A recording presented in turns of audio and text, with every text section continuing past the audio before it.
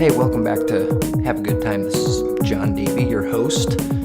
So, I want to talk a little bit about this thing that's been rolling around in my head the last couple of days, which is this realization that I had as I was studying for and taking this general education test, or the series of tests.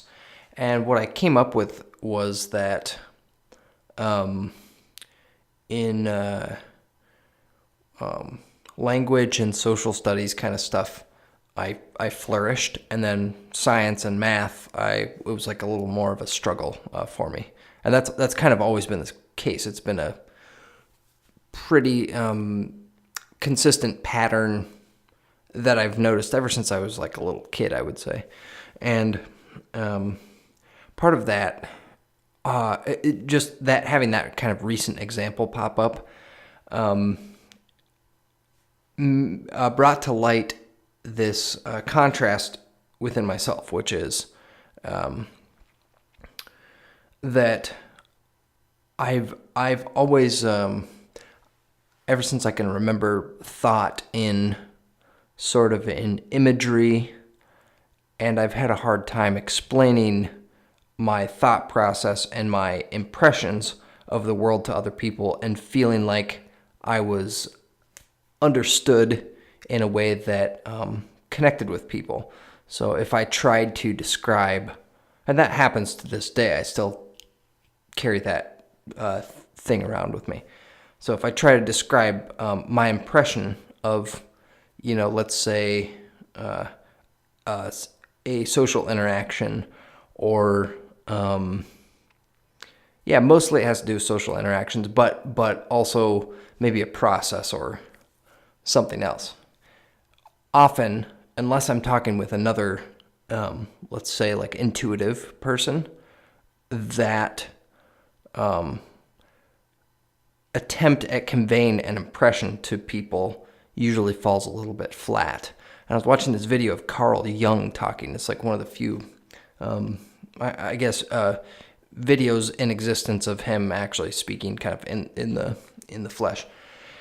And as far as I've been able to find, maybe there's a whole lot more out there that I haven't stumbled upon. But he was talking about people who are intuitive and how they are accustomed to being misunderstood, and because they see kind of in pictures and imagery, and they have a hard time explaining that imagery in a way that connects with the other people, so they tend to become withdrawn, or maybe that's just a part of the trait, or part of the personality of intuitive people in general. I'm not sure exactly.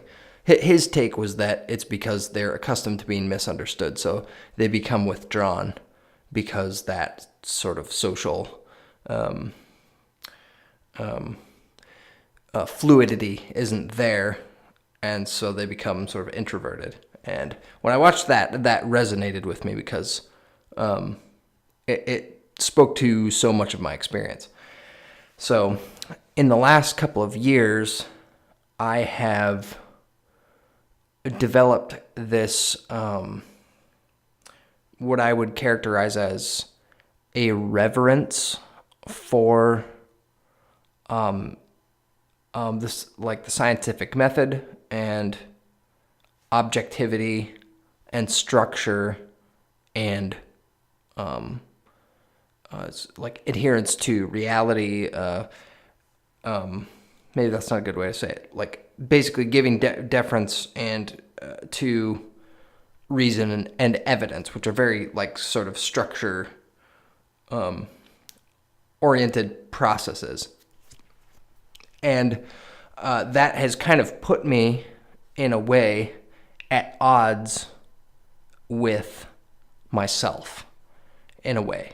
So it's like I see these things objectively. I recognize their value and even their essentialness. But it's not the air that I breathe. In other words, it's not the water that I'm swimming in. as a fish, you know. So there's this. It's created this conflict, and it occurred to me that perhaps when that started was when I came into conflict with Christianity, which was the sort of my native religion that I was born into, and culture, and everything that goes along with that. And that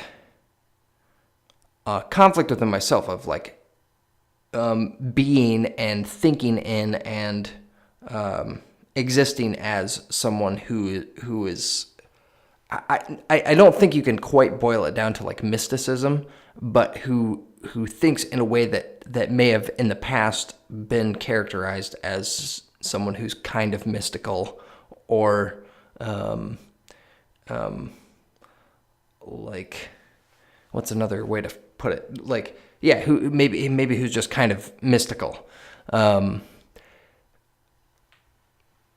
As someone who's like that, developing this sort of reverence for structure and cohesion and order,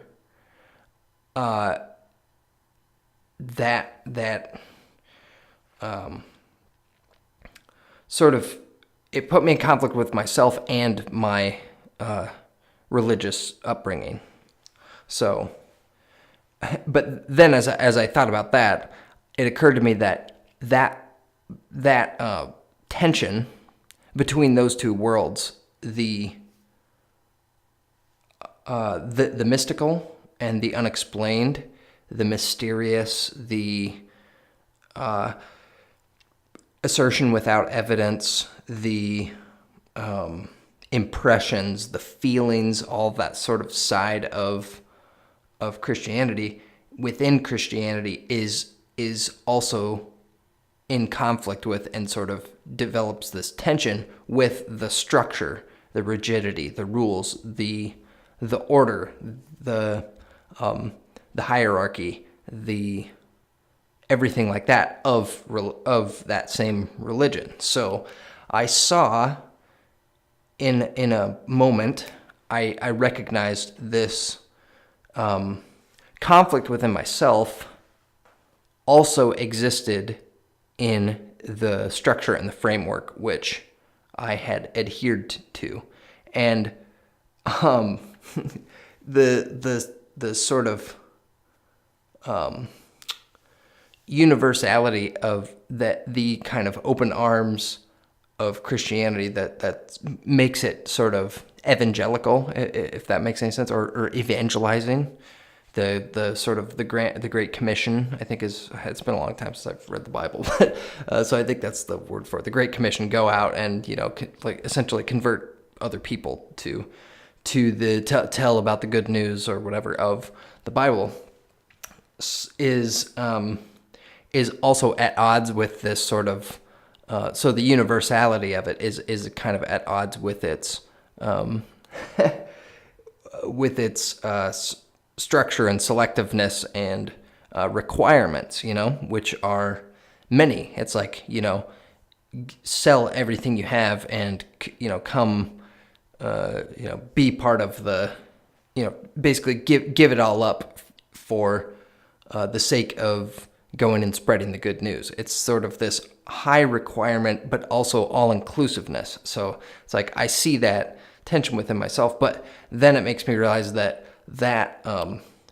because of that conflict, the conflict within that makes it universal, because it indicates a reality within individuals, which I think is what makes it such a sort of like powerful ideology, and why it's the biggest religion out of all the world's great religions.